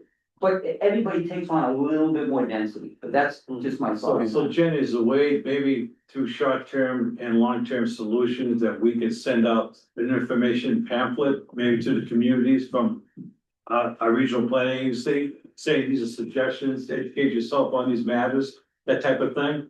Well, so we work with each one of our communities. Yeah, on you a know what lot I'm of saying, but- Local, you know, But technical but assistance more, projects. and more to the residents, not to the town government aspect. residents. Yeah, you know what I'm saying? To educate them better, something to, let them know that these issues do exist. And some solutions are long-term, some may be short-term. The problems with financing affordable housing is a solution to this problem as well. But, I'm just trying to say something that you guys can probably develop some kind of. Can I just cut you real quick? Because, and I know even in the law, they won't like it if it's an outside agency trying to tell them. I guess the point is, we're going Right. back to our communities. What do we think we can do so that it's coming from the community, or do we not believe in it? If we don't believe in it, that's one What thing. kind of form are you gonna use for that? Well, and not so much a form, Steve, One, but one, it's, one time hit, no, Okay. it's taking what the work that's been done here. right? And start to really go within your Yeah, own. socialize it, Yeah, right? exactly. You right. are Okay, responsible yeah. for socializing. How would it. you do that? So from my perspective, I would certainly, of course, with the planning board, I would start with the planning board, Okay, right? And then I serve I'm actually gonna be on there's now a task force looking at the entire zoning in the city of Lowell. ooh, that's a good one. But, there's quite a document that came out from an agency that they use. I don't agree with everything in there, but, there's a lot of good things. But take that to any subcommittees that you're involved with as well. And if you're involved with economic development, start looking at it in the form that it's all integrated. And if we believe in it and we're bringing it to our communities, I mean, that's huge. I think a good example, Chris, where you took, the stand you took on the MBTA zoning in Billerica. Probably you had one of the key people to get it to pass in the town. It wasn't because it came from NMCOG, and I think, Yeah, but I bet I think that's. using resources, pros and cons to educate people, the information's here. No. And you might have a different interpretation of what that means, I might have one, but something we can follow in unison through all the communities, sort of like a table that, a blueprint to use. I'm just trying to find solutions, but. I mean, I got three, so one of them is, I think just, it's the problem that I guess is having is just in government. It's a lot of, and it's not to offend anyone, but just a lot of people that already have money that are involved with local government and are older, and they're already set up with life. So the problem is that a lot of younger people are simply just not in the decision-making process whatsoever when it comes to their town's development, and that makes it very hard. The people that are usually there are people that have free time, that are retired, and can basically sit there and go through, essentially making a kind of a bureaucratic mess where it takes 20 years to get something done. I think that's one problem, and obviously you just need to get more young people inside of government and trying to standardize processes. But the other thing is I think that we need to have, I don't know if people are in favor of having anything with the real estate transfer tax. If that would be within anyone in NIMCOG to actually advocate for that, so that we have funding for affordable housing. Because, I mean, we can go around in circles, we don't have any funding mechanism, whether it's some type of tax, something, you're not gonna get affordable housing for like common people, you're gonna get affordable housing relative to that community's overall wealth.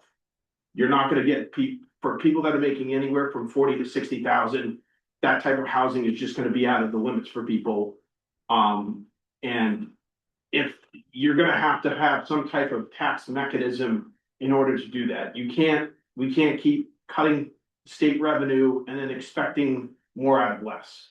So I think that has to be the real estate, either some type of tax in order to directly fund affordable housing within communities. It just needs to happen. Otherwise, it's just kind of like it's a lost cause. What can happen right now, to your point though, Chris, is that right now funding is becoming an issue.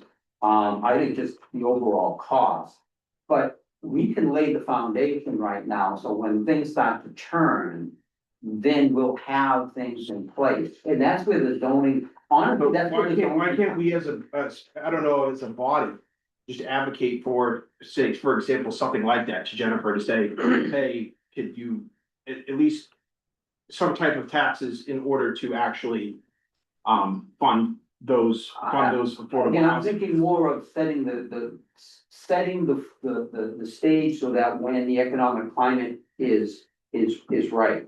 Because if we come out with something just, again, a tax, whatever, people are just gonna turn off to that. That shouldn't be the message, I think, that comes out of this. Well, It's more from land use as far as, because you can have all of that available. Some of the communities that aren't receptive to making changes to have more apartment units, to have more condominium units, it's not in place in some of the communities. Some of them have made room for that. But I think from a land use perspective, it's like, what can we start to do? That's how I'm thinking. No, and So, we sorry, we have somebody online who wants to make a opinion weigh in. Jonathan, please. Good job. Thank you. Hey there. Jonathan, Planning Board of Tewksbury.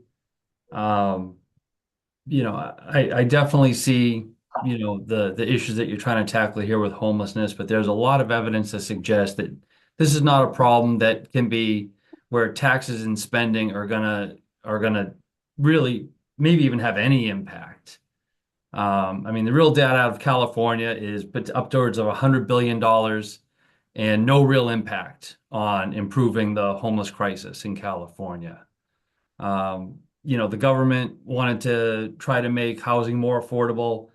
It put in all kinds of incentives under programs that were under the direction of HUD, basically led to the 2008 mortgage crisis. Student loans. Chris, I think that was your name there. You're talking about your student loans.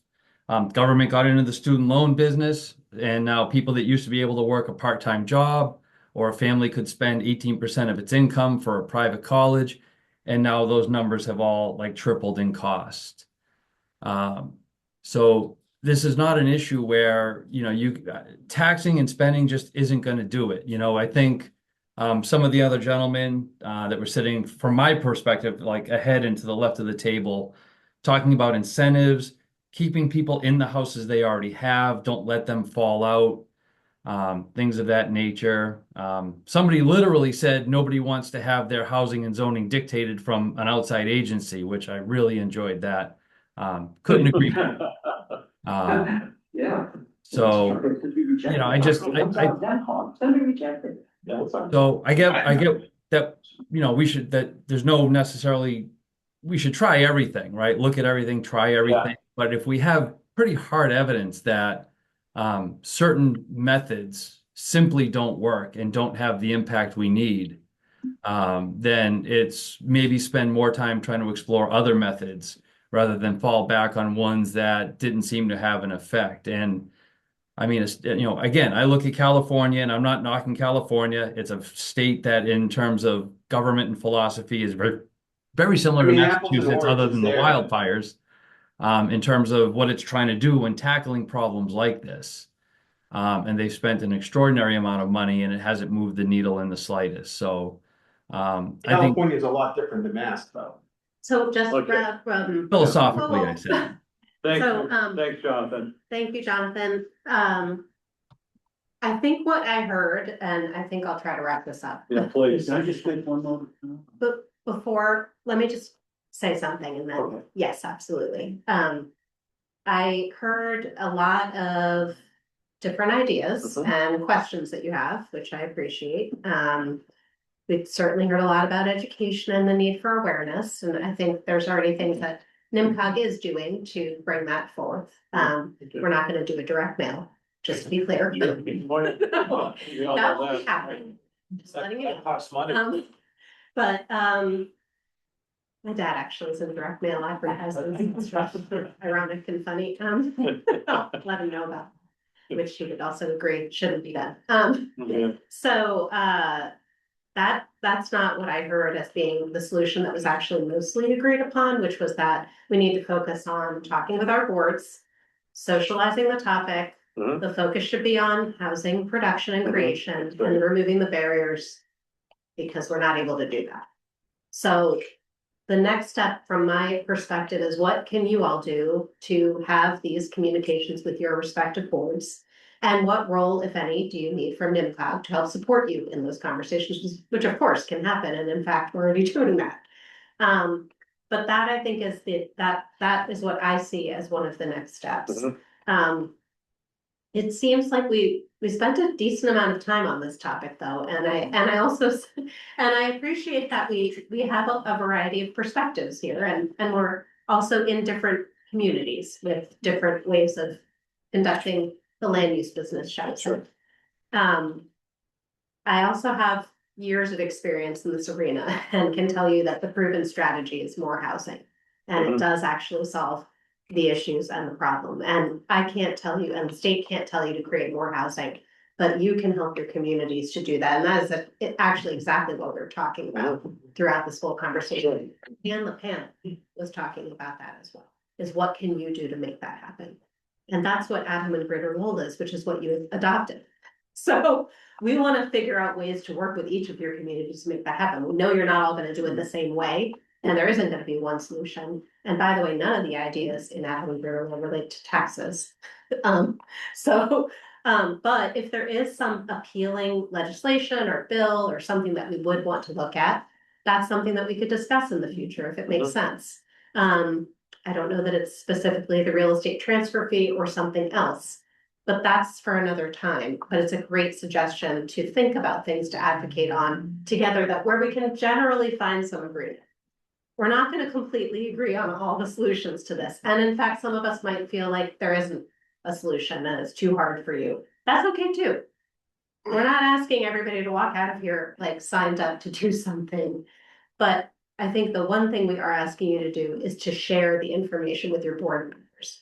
If you can do anything, that would be the thing. And I know that some of you do forward the executive director's reports, you forward other materials that I share with you, and I appreciate that. But I think also having the conversation, because as you can see, once you start getting into these conversations, when it's like an actual thing to talk about with an actual solution to explore, a lot of new diversity of opinions pops up. And that's actually great. That's what we want. We want to hear from you. So that's what I'm asking you to do. And I don't know if there's any other things that we need people to do or want them to do. I think the only other thing that I would add on to that is what you said at the end, which is talk with your boards, what do you need, and is there a way that we can help you? Yeah. Because that is what you pay assessments for, right? This is what we are here to do, is to help. And the solution for your community may be different. The solution for Pepperell may be different from Drake, and may be different from Lowell. So if there is a way that we can help support you in this, and it doesn't have to come as one single idea at this table, it can be from you individually, so that. I still go back to a summary sheet for education for, bring this from the regional planning down to local communities. Typical resident doesn't understand really the issues and how we can even help solve these issues. So I think, summary of what we've discussed, maybe Jenny would be a good thing to have. We said about talking to other boards and agencies in our communities. It's gonna be something that we can, at least pick up and say, by the way, have you seen the summary from our meeting with NMCOG?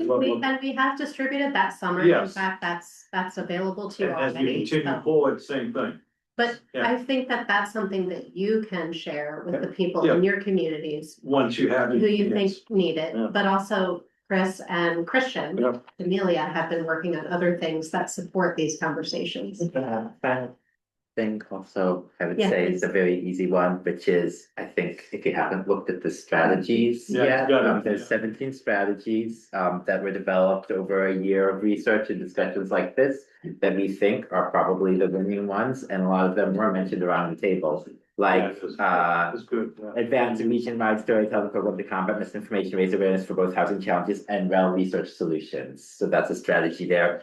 Implement zoning changes for missing middle and Yeah. small scale multifamily. So these different strategies, take a look and see which ones might speak to you, but I Okay. think these are the ones that we think are both Yeah. achievable in Came the from medium NMCOG. term and Gotcha. effective. Gotcha. Exactly. No, I don't think, the only Chuck, thing.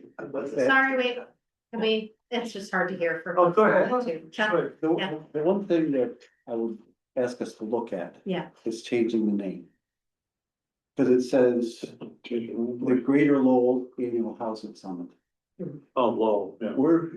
That really focuses in the reader's mind. Mhm. It focuses them on Lowell. It's not a Pepperell problem, it's a Lowell problem. Should we, when we're looking at something that impacts the region, should it be the Northern Middlesex Summit on housing? Should, should we start trying to get it so that everyone could have ownership to it? Agree.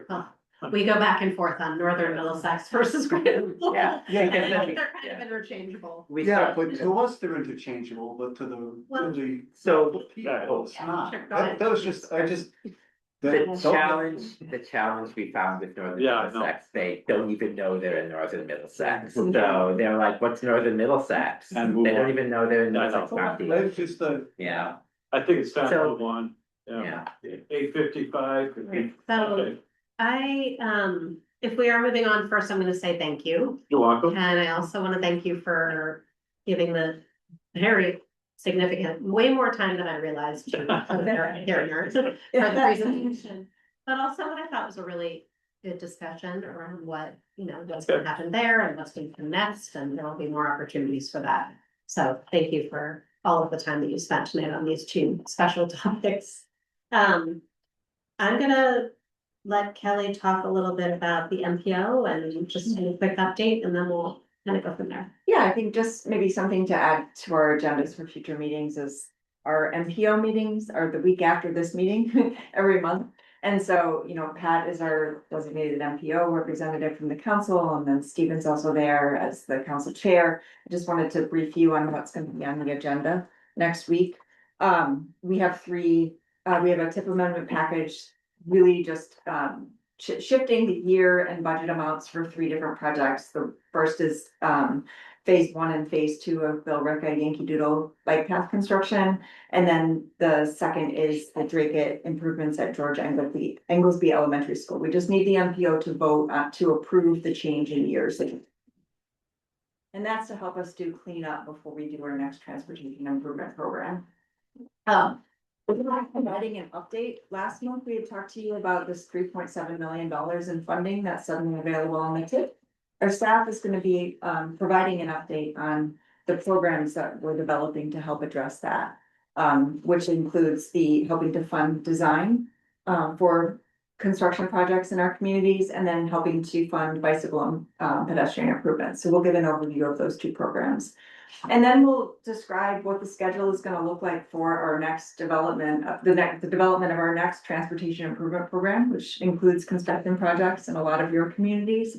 And then our next work plan development. And so that could involve doing a corridor study or a neighborhood study or a transportation study in any of your communities. So if there are projects that you would like us to consider, this year we're working on Route 113 in Dunstable. We're also working on the Woburn Street ramps in Lowell, Tewksbury area. So we're doing corridor studies there. If there's a project in your community that you would like us to consider, please let me know. And I'm happy to talk with your staff in your communities about those projects and how we can incorporate them. We do a lot of technical studies, including traffic counts, turning movements, land use analysis as it relates to transportation, and we're happy to help with that. So Kelly reached out to the towns to let them know this particular opportunity is available. So I'm sure you do. We'll be doing Yeah. that with the managers at the next Yeah, you have to, manager meeting. because, So, yeah, but you're part of the council. No, so I you're understand, yeah. aware of that. And then finally, we'll be giving an update on the Greater Lowell Bicycle and Pedestrian Plan. So we're getting close to finishing that plan. We'll be bringing it to the board in February, and then moving into conceptual design on 2 priority projects. And so that's just an overview of what's on the agenda. I'm happy to answer any questions, or if you have individual questions, I'll send an email. Any questions for Kelly? Okay, executive director report, Jenny? I'm just gonna highlight a few things. The first one is that we, due to Christian D'Amelia's efforts, we now have, I think, 7 of our 9 communities are moving forward in some way. In various processes. Accurate? No, not Sorry, just yeah, with the RHSO. 5. 5, okay, 5 of the community are officially interested and engaged, but I wanted to bring this to you because they have filed Community Preservation Act applications in order to participate. So if there's any way that you can make sure to support that application as it continues to move forward, it will be to fund the Regional Housing Services Office so that we can move from what's been basically a kind of a pilot phase to something a little bit more permanent for the first year. Really critical to us. And then those 5 communities, if you don't mind. Oh, yeah, Lowell, Dracut, Billerica, Pepperell, and Tewksbury. So you didn't hear your community called. We have tried, there are various reasons why other communities decided not to participate, either due to feeling like they didn't have the funding, feeling like they didn't have external support, or they already work with some other entity on similar activities. So, we hope that in the future, those other communities might reconsider and join in if the whole thing moves forward. But wanted to kind of keep you up to date on that, and also very grateful for Christian's efforts to keep that moving forward. You might recall the Regional Digital Equity Plan. I mentioned this last time, but we now are moving forward with helping Billerica in some implementation activities and making sure that other, regional digital equity implementation is also happening. A lot of projects that we were working on for direct technical assistance last year actually spilled over into this year. So I can't report on things like open space and recreation plans or housing production plans being completed, but a lot of things are very close to completion, including, for example, the Dunstable Open Space and Recreation Plan is going through the voting and adoption process right now locally. And I think others are, in a similar stage of, being reviewed or a final meeting, and we'll be wrapping up that work soon. We also now have all of our projects in the queue for new projects that are moving forward for technical assistance in pretty much every one of our communities. And we'll be moving forward with contracts and scopes of work in the next few weeks. Just the only other thing that I wanted to mention is that we are in the process of hiring 2 people, and we had 100 and, I don't know, 20 applicants for two people, and I think tomorrow is our last day of first round interviews. So really a lot of demand out there for employment. And that's it. Thank you very much. Yeah. Community exchange, I'm not gonna go around the table, so anybody want to comment, they just speak up. If not, we'll move forward. Well, just quickly, tomorrow night's the kickoff meeting of the town has formed a new task force called the Managed Growth Strategy Task Force. And NMCOG is going to be partnering with that in several aspects, so planning board colleague Mike Reisbeck and I will be serving as co-chairs, and Evan Blanks, the community development director, will be involved, so that'll be important. Basically, we're trying to look at key issues to chunks with the limiting growth, whether it be sewer capacity, various things that we brought up tonight. I won't go all through it, but I'm looking forward to that. Great. Oh, thank you. Anybody else? Okay, thank you. Jenny, on NMCOG's council meeting coming up, date to be discussed. Chris had his hand up. No, it's not. I thought you did enough, Chris. Yeah, apparently. So we got the permits for, hopefully that will be starting soon, the 200 units for 480 Boston Road. That part, they've been building, but the permits seem to have been issued. So I think Friday, I think everything will be, they'll start working on that, but it's gonna take 3 years to probably build that. From what they've said, estimating wise. I mean, I'm unsure at this point. We did have also a project for temporary veteran housing, so it's temporary, but it would help them build some skills after the service, help them with financial literacy. Unsure on that because that required federal funding, and I have no idea if that has been cut. So that affordable for the veterans there, as much as people want to say that revenue doesn't matter, it most certainly does. Because that project should potentially be jeopardized. That hasn't gotten off the ground. And I guess that's really, I think the only 2, as far as I know, is we had a fairly nice meeting. We got some projects approved. Hopefully we'll get another 255 approved before the April election which will have 26 affordable units there. So A lot of activity for sure in the units. It's good. We have an update in the chat from Tim Savage, just noting that Drake laid off Dan Phelps, who was the economic development coordinator. And if anybody knows of any roles, please reach out.